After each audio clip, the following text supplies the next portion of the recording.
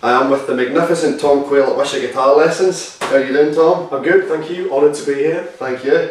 So I want to pick your brain about the process of learning guitar and teaching it. Okay. So the first question, let's start at the source. How is the process of self-inquiry and asking yourself questions and discovering your own answers about playing important for your progress, as opposed to learning from others and as opposed to getting guidance? How important is that? Yeah, I mean, learning from others is massively important, but obviously if you've not got the need and desire to kind of understand and dive into the stuff in the first place, you know, you're never going to get there. And I remember when I was kind of doing all the jazz harmony stuff and, you know, Leeds College of Music, kind of doing the degree, the guys who tended to do the best were the guys who were on this kind of, this is going to sound really cheesy, but like this self-discovery mission, but not in kind of like a Zen way, but like a musical self-discovery thing. So they really wanted to, for themselves, they had this deep-seated desire to learn harmony, to learn fretboard knowledge if it was a guitar, or, you know, sax knowledge, whatever you call that, and just really had this massive desire to understand the music. So that kind of need to kind of understand things is massively important, because there's only so much. Obviously you can learn a lot from a book,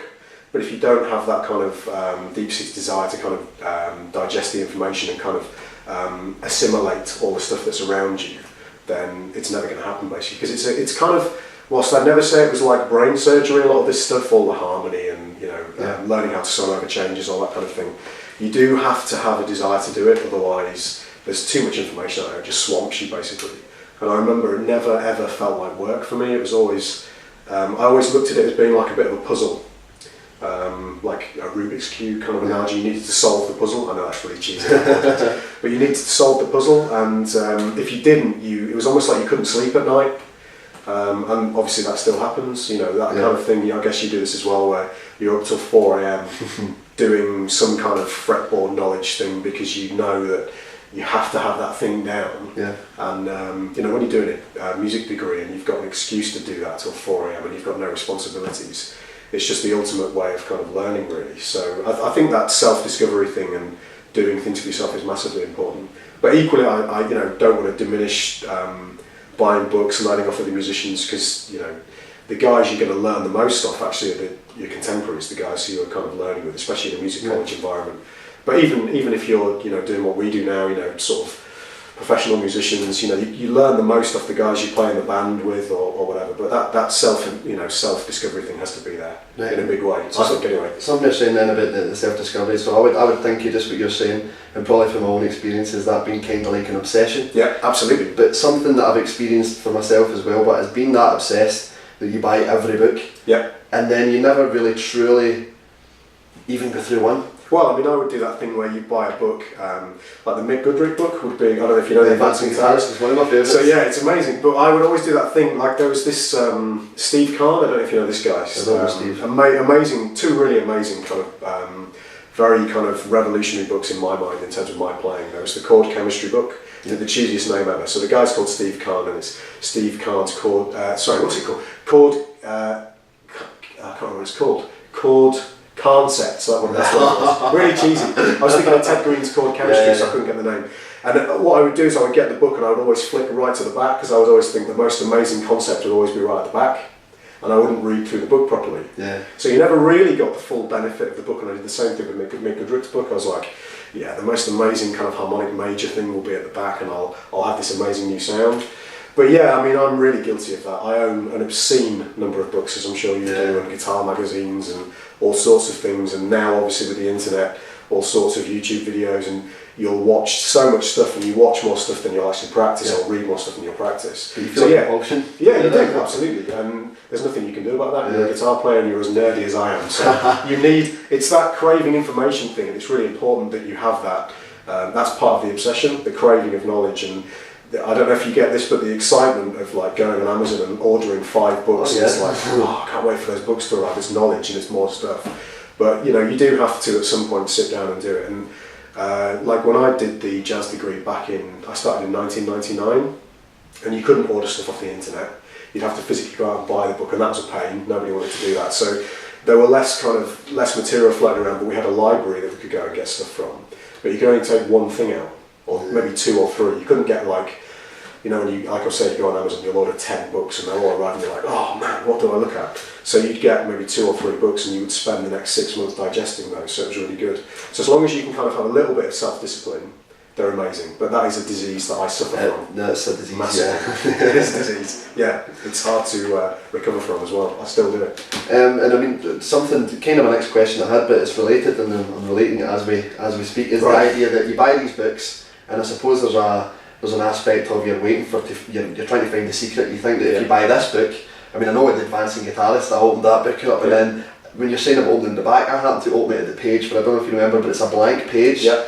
And it's just like you come up with the answers. Well, that's an amazing Mick Goodrick thing, because that's why he was such a great teacher. The answers aren't always written on a piece of paper, because music is again, it's a little bit cheesy, but it's true. It's an oral tradition. It's not a written tradition. Yeah. And loads of guys will tell you, and I've been very guilty of not doing this recently, but loads of guys will tell you, the best way you learn is to be on the bandstand playing. And I used to gig all the time, and that was when my playing developed the most, possibly not from a technical level, but from a musical level. Yeah. Because really the way you develop technique is to sit and share in your bedroom or, in your practice room, wherever, or in your studio. But from a musical perspective, it all happens when you're playing live, and I'm sure you've got the same thing as well. The more you play live, like I'm going to talk about a student of mine now that, Jack Gardner, and I've seen him develop the most over the last few years. When he started gigging, he's going to hate me for mentioning it, but his gigging has really improved his playing, because from a time field perspective, from an oral perspective, just hearing things and knowing what's going on with the rest of the band, knowing what to play in terms of, you'll try stuff out and you'll think, okay, that didn't work, so I won't do that again. Just the experience and the intuition of knowing what to play, when to play, how much to play, so on and so forth, which really you can't get from a book. The book can teach you, okay, so when you see this chord, you play this scale, here's a 2-5-1 line that's got this chromaticism in, here's an enclosure that fits around this chord, this chord tone. Then what you do is you go and you learn that stuff and you try it on a gig and you think, man, that sounded horrible. Why did that sound horrible? It's because it's not part of your psyche yet, you've not learned it in a musical context. Do you think with that, but there could be an issue of confidence as well, like maybe not having the confidence to play some kind of outside Scott Henderson style on a gig? Well, I mean, all of that stuff, when you learn new ideas, if you've got, like I was mentioning before, you've got like a harmonic major thing. I did a lesson on harmonic major recently, and it's like, I've got this new scale.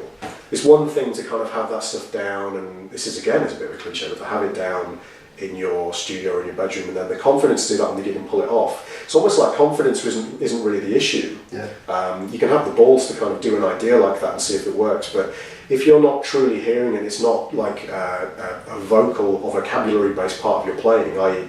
you've not had time to digest it and it just comes out naturally, you shouldn't really be putting it in your playing because you're forcing it. Yeah.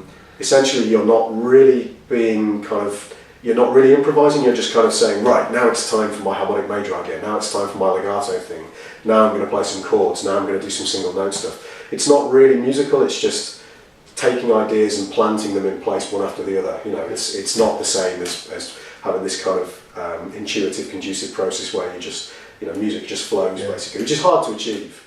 But yeah, the confidence thing, you can force that stuff in, but it doesn't always work, as I'm sure you've had that many times. Definitely. But I think with the confidence stuff as well, I mean, experience and doing it more and more times, I suppose you get less scared. Yeah, well, it's that thing, isn't it? When you first start gigging, it's just like nerve central. It's horrible, and then you relax a bit on stage and you can do more of the things you used to do. I remember my left hand used to be a horrendous problem for me when I was doing first few jazz gigs I ever did. I just found my technique just died completely. Once that's disappeared, that's fine, but you have to kind of, you'll have lots of gigs where things just go horribly, horribly wrong, and you'll try something and it doesn't work, but eventually if you keep going with all these new ideas, this fretboard knowledge and harmonic concepts, it will come out, but you've just got to give it time. Yeah. It's not necessarily open the book, learn a new concept, play it on the next gig. You've just got to let it come out naturally and you're playing after 6 months or however long it takes, basically. Well, that's my experience anyway. Yeah. And what about obviously we're talking there about your tension up. I mean, I find that I think it's probably my picnic tenses up, but as a result, everything tenses up. And obviously, tension is something that you don't read a lot about. You don't read a lot about you buy a Paul Gilbert video and it's got all the licks and it's great, but it never really. Most of these guys never talk about the fact that it's actually going to be something that you're going to have to work on doing relaxed. Yeah. How does that factor? I mean, is that something that you have to practice as a side thing to the actual licks and the scales? Is there an aspect of you having to then work on the fact that you can do that balance? Yeah, I mean, I used to find, this was before I kind of got really big into the legato thing and the way I play now, when I was kind of like a hardcore jazz guy, or as hardcore as I ever got with jazz. You know, I was never an amazing jazz player, but I could play jazz. And the gigs were never that great because I would always tense up a lot when I was playing, and technically I would have problems.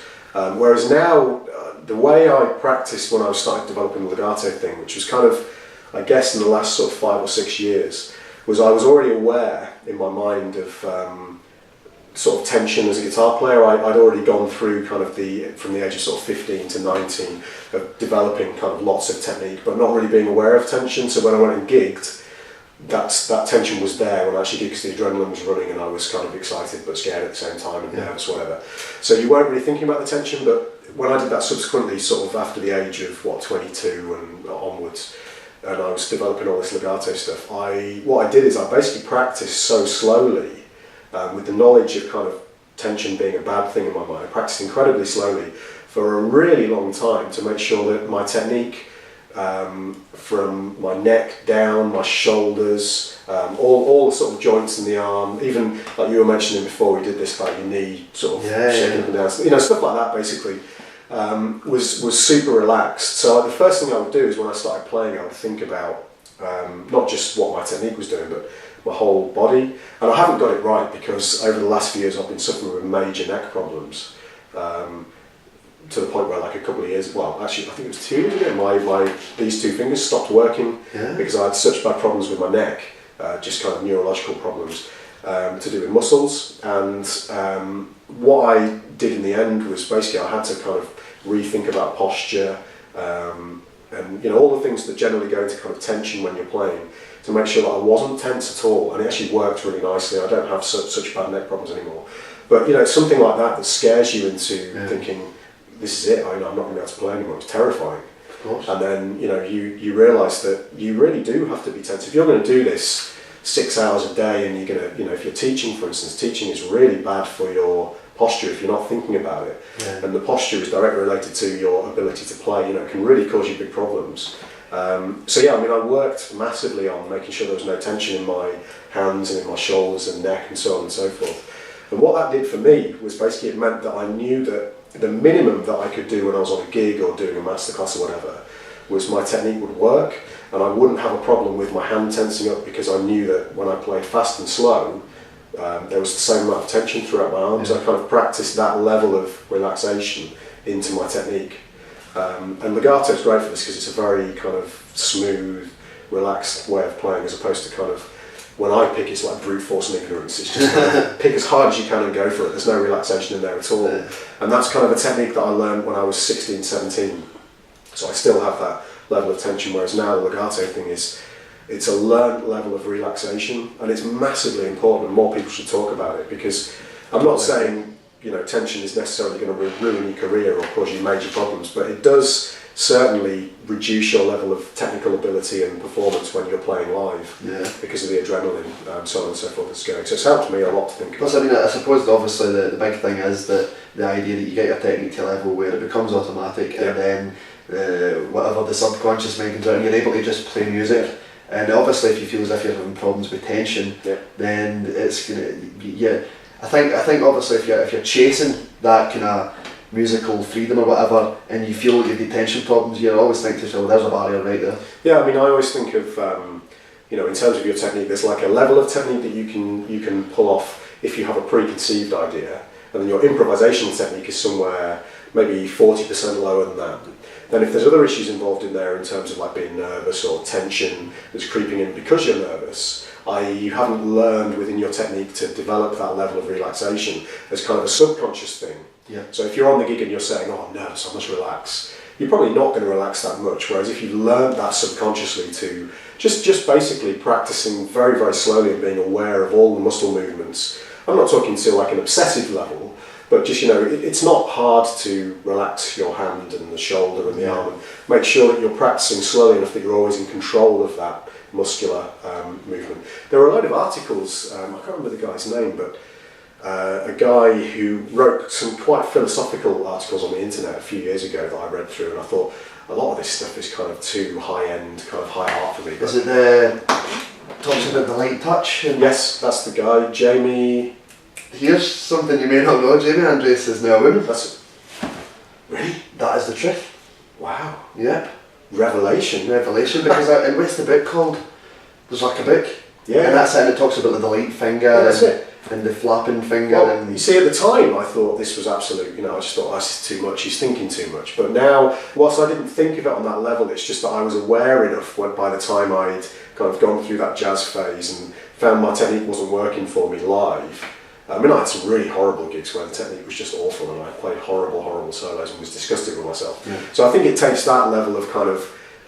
You just think this is not working for me. I need to change something. And then I reread those articles and thought, actually, he's right. You don't need a vein popping out the side of your head when you're, especially if you're playing over like some complex chord changes live, or even in your studio or whatever. You've got other things to think about. You need to think about musical things, and you don't want your technique to become a barrier. And yeah, you're right. I mean, there's not enough mentioned about this stuff in books. It's all, here's a 4-note per string pentatonic lick.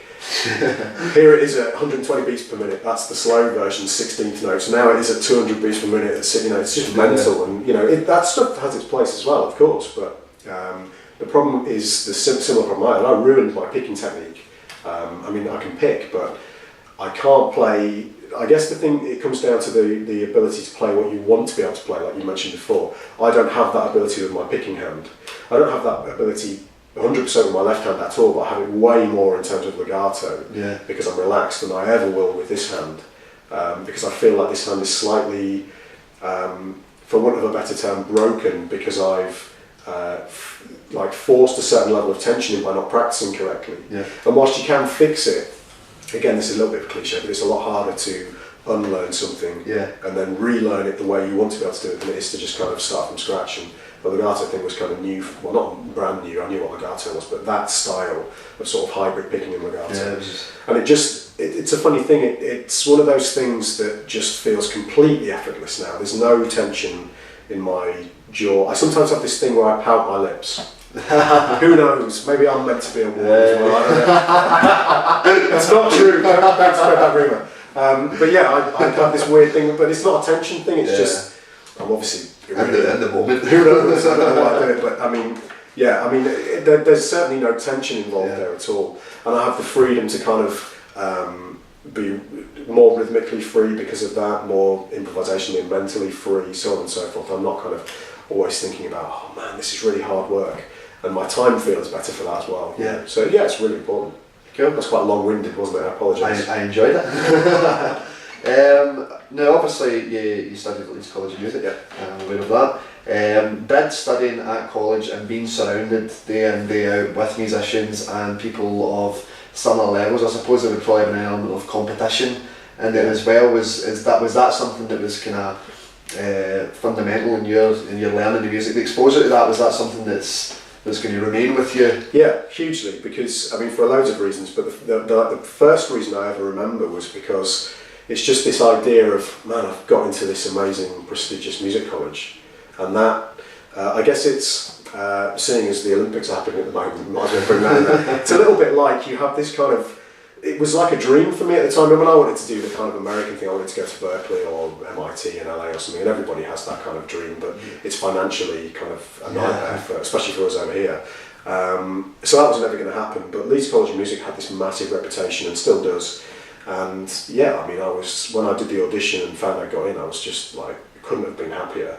And it's a seminal moment in your, you spent, I guess I started when I was 15, so I had maybe 4 or 5 years of playing and then got into the college, and that was the first really big affirmation for me that this was what I should be doing, because you're 19, 20 and someone's gone, yeah, we'd like to accept you for this course, so yeah, that makes you think, wow, maybe this is right, maybe I should be doing this, because music is never seen as being a great career choice, so that was quite nice.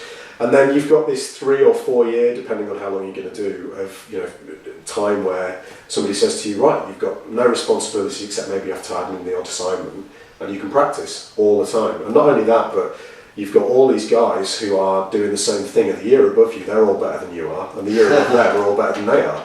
So, you know, and the tutors are better than anybody that's there. So, you know, it's fantastic. I mean, I didn't necessarily learn as much as I could have done in my first or second year, but, you know, you're doing the student thing, there's nothing wrong with that, that's great. You should do the student thing because I think it's a really good thing to do, you know. Yeah. Not necessarily working that hard, but as soon as the end of my second year hit, I had this, I won't name him because I'd be really embarrassed, but I had this amazing guy who showed me so much stuff just for free, you know, just as a guy, and he's actually given me a lot of the way I teach now. You know, if I didn't have to charge for teaching, I wouldn't charge anything. I just love divulging information to people because the way they look when they've got this new piece of information, they've learned this new sound, and it's just amazing the avenues that it opens up for them. You know, if I didn't have to make a living, I wouldn't, of course, do it. Obviously, I have to, so you know, that's fine. But this guy divulged a load of amazing information to me that just completely changed my world, basically. And you know, you wouldn't get that necessarily, and then the ability, of course, to practice that stuff obsessively 8 hours a day without being at music college, because I'd have to have had a job. Yeah. I'd have to possibly have had a family sooner and more responsibilities, so on and so forth. So yeah, it's amazing, and I'd recommend it to anybody who thinks they want to do a music degree and is serious about it. Yeah, go for it, because regardless of the level of tuition that you get, and obviously it does vary from place to place, you know, I had great tuition, but it's a syllabus-based thing, so they have to get you through certain things. So it's not necessarily a tailored course like a one-on-one lesson would be. But then, of course, you have that ability to just practice, and you just don't feel guilty about it now. You know, if I practice now, I get, I don't know, probably half an hour to an hour a day where I haven't got other things to do. And you know, if I'm doing something that's not guitar related, I feel incredibly guilty. Like I've got Xbox, PS3, big massive plasma TV. They never get switched on because I feel guilty afterwards, you know. So it's an amazing time, and obviously usually most people do it when they're young enough that they've still got that kind of absolute hunger that we were talking about earlier on, the obsession to really learn that stuff. So for me it was amazing. I mean, I definitely wouldn't be able to do most of the stuff I can do now if I hadn't done that degree, regardless of whether it was a jazz degree or whatever. You know, it's just the ability, as I say, to have that time. It's amazing. Yeah. You know, obviously you're talking about this is in your formative years, if you want, but where you are just now, do you feel as if that is like, oh look where I am, or has it been kind of like, well, that's always been the plan, it's always been kind of a music as the thing? And no, because you know, when I graduated, yeah, I always wanted to be a musician, obviously, because well, I would have done a music degree otherwise, but I was foolish enough to never have a proper plan. And my parents will tell you this as well. They were really worried about me for a while. And if they see this, they'll be going, yes, we were. Because I worked at the Virgin Megastore for like 4 or 5 years, had a few other jobs. I worked in a lighting shop for a while. I was gigging, but, you know, was very unhappy with my playing. I never really developed as a musician, really, particularly. I kind of got to the end of my degree, did maybe an extra year of stuff, and then that was it. I kind of hit a cap and never got any further. And then, you know, now I have a much more kind of business-minded kind of way of looking at it, which I hope doesn't sound cold. You know, you've got to treat it as a business, yeah, of course, as well as loving what you do and stuff. And I'm massively privileged that I get to play guitar for a living. You know, it's ridiculous, actually. It's obscene. It doesn't feel right at all, but it does in a way. But you know, in other ways, it doesn't seem right. But I would never ever, you know, turn it down or look on, you know, back on it or anything. You know, it's amazing. But in a way, I've been very lucky, and it's happened by chance, but in other ways I've worked incredibly hard at it. You know, whenever I think, I've said this to people before, you know, man, I get paid to play guitar, and they go, well, yeah, but you spend, and you still do spend, inordinate amount of time working on what you do and practicing, and you know, you should have a payoff for that. You know, that is the thing that you've had as your passion in life, and it's not that you got it for free. You had to work really hard at it, and it's important that you work really hard. It's like any other field, then it's like you study for 4 years, and you have more years. Constantly have to study and study and study. Yeah. You can't just relax. You know, just lay back and say, right, that's it, I'm done. I've reached this point, and then I'm not going to do anything anymore. You just have to keep going, because again, it's in a non-negative way, it's the competitiveness thing. There's so many guys doing the same thing that you're doing. Yeah. And you know, you have to keep working on it. And it's not just that. It's again, it's as long as if you have that deep-seated desire to be able to do something artistic like that really well, it doesn't go away. you'd still want to be able to do these things, and the goalposts just constantly keep shifting. Yeah. And it's kind of frustrating in a way, but also amazing. See, just what you were saying there about how there's plenty of other guys doing what you're doing or what MD's doing, and how does that translate into, right, wait, here's what I am, here's my position in the world as a guitar player? How does or does it just relate completely to the fact that it's enjoyment, it's what you love doing, and you know? Yeah, I don't think I've ever thought about it. I've never made a conscious decision, if we put it this way. I've never made a conscious decision to say, right, here's my niche, and if I do that, and that, and I'll carve this kind of niche out for myself. It's just, I remember sort of certain seminal sort of formulative moments where certain things have happened that have changed my direction, but I've never thought about that. Yeah, again, I think there's, like with anything like this, no matter what art form you pursue, there's always elements of luck involved, and I'll be the first to admit that there's certain elements of luck that have come my way that I'm really thankful for. But equally, you work really hard at it. But you know, I haven't necessarily tried to carve out a certain path for myself, unless we're talking about very specific business elements that you have to carve out a path for yourself. But then that's not necessarily to do with music, that's to do with business, and that's a different thing completely. But musically, I've never gone. How important, I mean, this is something that I studied music business at college, and it's something that I'm often speaking to students about, is the idea that obviously music is for music's sake, and business is for business' sake. But at some point, if you want to make the two of them work together, they've got to come together. But then there's that idea that you don't want the business to become more important than the music. The music, but obviously the business, it plays its part. And is it important that guitar students are, I mean, obviously everybody's not in it to win it in that sense, but is it important that people are made aware that actually music can be a career? Because obviously, like you said, you feel very lucky, it's a surprise, sometimes you feel as if, oh, look at me, I'm playing music, but should people be more aware that music is a big thing? Because I mean, everybody listens to music. Should that be a big... Yeah, I mean, not necessarily the focus, but yeah, I mean, it should be a big element of it, because especially these days with the internet the way it is possible. Well, it used to be said, you know, oh, it's a hard career, music, it's a very difficult thing to make a career out of, and you know, you'll gig and okay, you'll get paid in meals and you'll never earn any money and you'll be eating beans on toast for the rest of your life.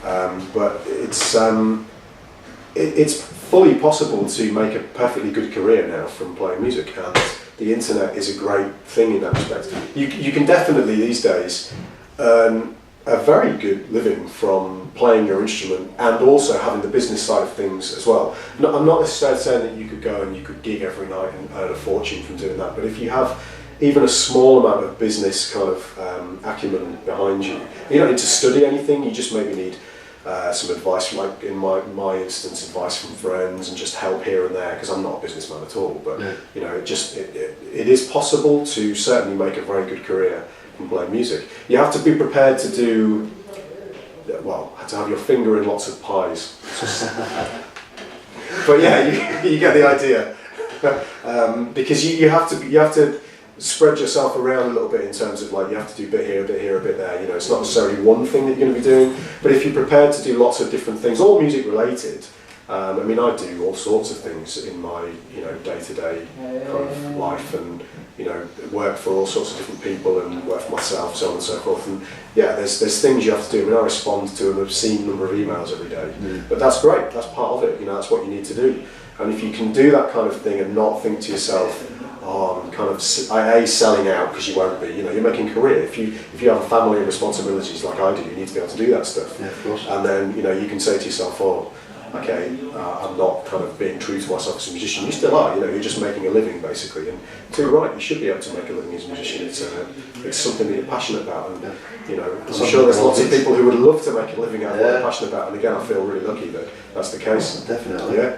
And I mean, obviously, for people that are watching that don't know, you're going to be doing a masterclass tomorrow for some students, and they are obviously coming in there thinking, right, what goes into, what are the components of music, what's the theory aspects, how do we relate that to the technical aspects, how can we gain musical freedom when the two of them come together, and then you're obviously in a position where you can travel and you can come and you can let people know their insight, and then obviously because your exposure through these various different means, you're in a position to help, and that's obviously something that's that is required, Yeah. and people need that to have that, because like we said earlier on, like, books are great, but they don't speak to you, and you can't ask them questions. Yeah, I mean, it's like, again, going back to the Leeds College music thing, the master classes we had with various guys. Again, regardless of like how much you actually came away with knowledge-wise, it was just amazing that, you know, these guys were out there teaching. It's kind of an inspirational thing that they would come and do that for you. And I love, you know, coming to places like here, and it's like an honour to come and do this stuff. It really is, genuinely is actually. And sit in front of a room of guys who are really enthusiastic and kind of, they want to ask questions, you know. Like I was saying to you before, it's the worst thing in the world when you sat in a room, anybody got any questions?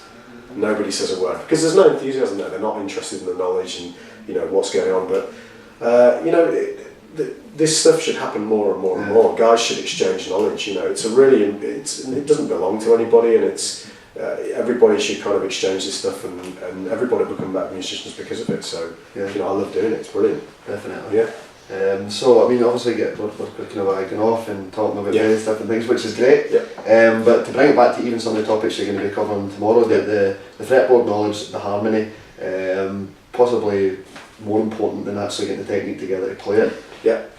How is your approach to that? Something that you feel strongly about sharing? What's the approach? Well, I mean, I always say, it's like one of the first things I ever say in these classes when we deal with sort of harmony and stuff, is fretboard knowledge is your best friend. It's like the thing that you need to know, because if you don't know it and you don't have any other vocabulary of the fretboard, you can't play anything over changes. You just purely go by ear, which is a good thing. You should go by ear, but you need to inform your ear by learning the fretboard.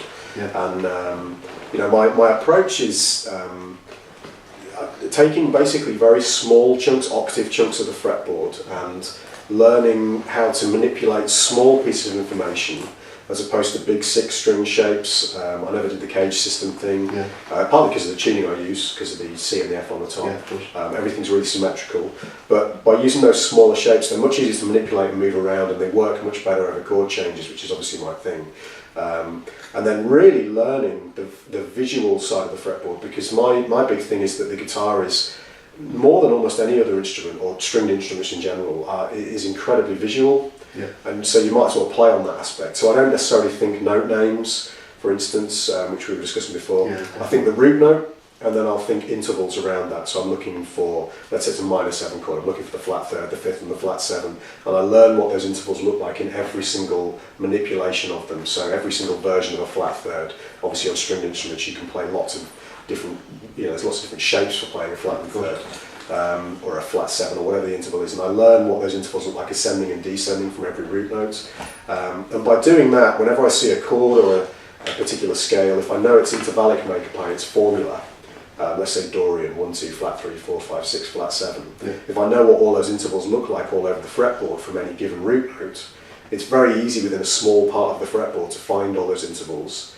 And then I can be a little bit more free in terms of what I choose to play, rather than looking at scale patterns or scale shapes. I'm still doing it, I'm not like 100% there yet, but it's very much like a Wayne Krantz kind of approach, but really fits with the tune that I use, because the intervals look the same wherever you play them. Definitely. Whereas in standard tune, you've got a little bit of work to do, but it still works. It's a really good system. Yeah, we'll come back to that actually.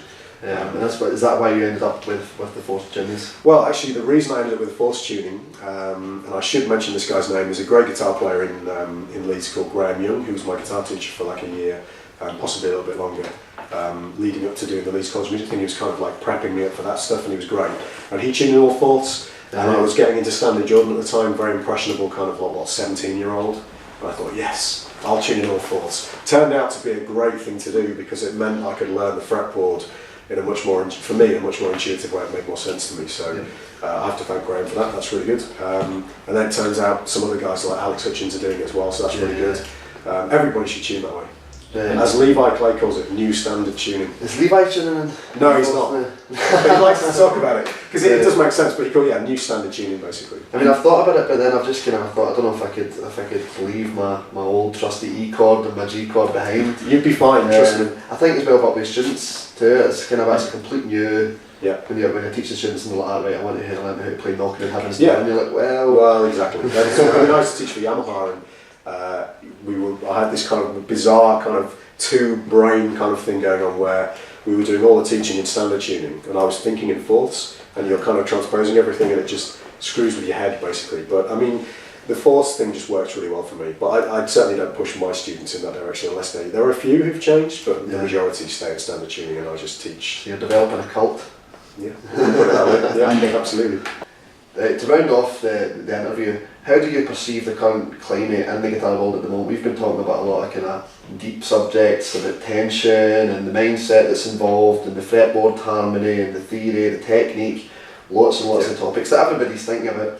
Well, that's how I perceive it. But obviously, it seems that these days, and especially with the fusion thing, which obviously you're a kind of spearhead man in the UK, that kind of thing, that it requires interest in all of these subjects rather than the 40 great blues licks. It requires a bigger, deeper interest. Do you feel that that's something that's becoming more and more prominent and just now, maybe with the internet as well? Maybe that's a good catalyst for that. Well, I think we've got this kind of scenario now, which is an amazing scenario, where you've got a lot of guys who are craving knowledge far more. We've kind of had this scenario, and I might be wrong about this, but this is the way my brain's perceiving it. We've had kind of the shred thing in the 80s and early 90s, and that's kind of come back a lot now. Yeah. But it seems to have come back with an added edge, where people, they want to be able to play over changes. It's like, it's crazy levels of technique, but with added kind of fusion territory as well. And that for me is just like, it's amazing, it's mind-blowing. Yeah. That it seems to be, in a very good way, this word is not great, but it seems to be very fashionable at the moment. I don't mean that in a negative way, because often when you say something's fashionable, it seems to be a derogatory term for something being kind of, everybody wants to do it. Yeah. It's kind of, it loses its kind of, its edge, if you like. But in this thing, it's very fashionable to play fusion at the moment. I guess we have to be a little bit careful that we don't end up with what I call Dorian fusion players. Do you know what I mean by that? Where it's like, I can play fusion because I can play a Dorian scale. I've got a -7, and I've learned some kind of Greg Howe arpeggio substitution. So I can play a -7 flat 5 arpeggio over Dorian. Did you watch this up, I think? Yeah. So I mean, we've got to be a little bit. I mean, we only have to be careful of that really, because there's nothing wrong with that. But if everybody starts doing that and call themselves a fusion player, it kind of loses focus as to what that really means. And it doesn't have to mean anything high art or anything, but I think so long as lots of people, and this seems to be the case, are really interested in learning harmony, it's an element of music. So if people are really trying to be proper musicians and really dedicated to what they do, you should learn that equally as much as you should learn to play 3-note string pentatonics or whatever. It's really important that you have that down. Fretboard knowledge, that you have that down. Ear training, that you have that down. When I say have it down, you're working on it. I don't have all of that stuff down by any stretch of the imagination, but it's stuff I work on, and I'm conscious of being that's important as a musician. And I think that's what we're getting to nowadays. It's crazy how you go on YouTube, or people send me stuff all the time. I have this Hall of Fame thing on my website. I don't know if you've seen it. Yeah, I've seen it. People send me videos, and it's like, man, there's some scary players out there. Yeah. Some of these online collaboration jams that people do. And you've got backing tracks with chord changes and stuff in. At the backing track revolution, I mean, I'm always accused, and I'm really guilty of playing over too many backing tracks. But the thing is, it's a great way of letting people hear what you do. And go play with the band as well. But it's a great way of getting your stuff out on YouTube. And there's some really amazing players out there who are really pushing things forwards. And as far as I'm concerned, being a guitar player now is an amazing time to be a guitar player. Yeah. And it's really exciting. Everybody seems to be really excited about knowledge and about sharing ideas and pushing forwards as players. And now there's some truly scary players out there. It's frightening. Oh, it's terrifying. I won't name anybody, but it's really like, you can't fail to be inspired these days. But whatever circle you're in. And the other thing that's really cool is people seem to be broadening their horizons as to what they listen to. So you've got guys who listen to hardcore gent, detuned to hell, kind of 15-string guitar stuff, but they also listen to fusion. They also listen to blues. They've heard all those seminal jazz records. And that's great. That's amazing. The big one for me is I'm a big fan of Wishaw. Yeah. And Frederick Thorntondale's like a massive Al Holdsworth fan, and it's not very hard to guess as well. It's, absolutely. But that's amazing. Well, you've got guys like who are incredibly popular, like him, and Tosin Abasi, who is just hugely popular, but quite rightly so. Who is, he's done a music program. I can't remember where he went. Was it Atlanta, maybe? really studied harmony. You know, I've spoken to the guy, he knows his stuff inside out, and you can tell when he's composing, and the way he writes lines and his knowledge of the instrument is really in detail. But he's a real forefront, popular guy to a whole generation of guitar players. And how amazing is that? Because it only takes a guy like that, and you could name dozens of these guys, you know, who are all forefront kind of players who are very kind of knowledgeable, musical guys. They're not just kind of blindly playing super fast shred kind of stuff, which is fine as well, don't get me wrong, there's nothing wrong with that. But, you know, I'm a fusion musician, you know, first, you know, guitar, I know again this is a cliche, I'm sorry for saying these cliches, but the guitar is I love the guitar, but, you know, I tried to play, I horrifically failed, but tried to play trumpet for a year or so, and horrifically failed, trust me. But the thing is, that's what I'm saying by that, is it doesn't really matter what your mode of kind of developing music is. You know, you've got these guys who are not just interested in guitar, they're interested in music and developing their harmony, their fretboard knowledge, their ability to improvise, so on and so forth. And yeah, that's a phenomenal thing. Yeah, that's amazing. Yeah, and their heroes do the same thing. Phenomenal. Amazing. Definitely. Yeah. I kind of wish I was 16 again, you know. It would just be amazing to learn all this stuff from scratch. And I think, but if you were just kind of well, I mean, I only started playing guitar maybe 9 years ago, 18 years ago, and at the time, there wasn't a big thing. I didn't think on the internet or anything like that. So I'm experiencing now, but yeah, I'm definitely wishing that when I first started playing, that immediately you walked in. Although at other times I wish that maybe I had started playing guitar in the 50s and all I had was books. I agree. Yeah. I mean, the grass is always greener, I guess, but it's, you know, the oral tradition people will say has lost a little bit now, and I guess they're right. You know, tab is readily available, and you know, I have to make sure all of my stuff that I do is tabbed out, which is fine. You know, things change. You know, that's the way it goes. But I definitely say that guitar is as cutting edge now as it ever has been, if possibly not more so. And it's amazing, because not only is it one of the most versatile instruments available, and one of the most appealing instruments available, it's still breaking boundaries and cutting edge, and in all genres. It's just ridiculous. And fusion especially. The best instrument. I have to. I won't disagree with you. It's an amazing instrument. Yeah, it's phenomenal. But yeah, I mean, regardless of you know, me being 31 and kind of like, you know, feeling like I wish I had that 16-year-old kind of vibe again. I still actually do have that. You know, I go on YouTube and I tend to spend more time checking out guitar players on YouTube and going, oh man, that's amazing, than I do actually playing them. Which is a kind of fault in itself, but it's equally amazing. Like I say, you literally cannot fail to be inspired these days. Yeah. If you are, something's gone horribly wrong. It's ridiculous time for There's so many. One of my favourites now is what is his name? Impact Fuse, the band. Yeah, Theodore. Theodore, I hope I pronounced it right, but he's he is incredible. And there's a guy who's taken all the elements of the, you know, his kind of original, I guess maybe a Steve Vai fan and all of the shred guys, and really not kind of moulded himself into, he's obviously learned all the jazz stuff, and he's not moulded himself into a traditional jazz player. He's taken all of that pyrotechnic stuff and his amazing ears and developed his own style, and that's what's so exciting. There's so many of these guys. Martin Miller. I shouldn't really go through a big list of guys, but you know, Martin Miller, Andy James has got an amazing thing going on in his style. Rick has got Rick Graham's got amazing stuff going on. There's loads of these guys out there from all parts of the world who are just developing amazing styles and pushing things forwards. And they're all young guys, and it's phenomenal. It's great. You know, I can't think of a better time to be a guitar player. Definitely. Apart from the 50s. Yeah. No, I'm joking. But, you know, every decade has amazing players, but, you know, I guess it's because we're in that age where we're part of the, you know, that scene, but, and you always look upon your own scene as being, oh, you know, it's amazing. But it is an amazing time to be a guitar player now. I just, you know, I can't think of a better time, to be honest. It's brilliant. I agree. I love it. I can't think of anything better to do. Well, thanks very much. No worries. Well, we're going to get a curry now. Let's do it. Thank you very much.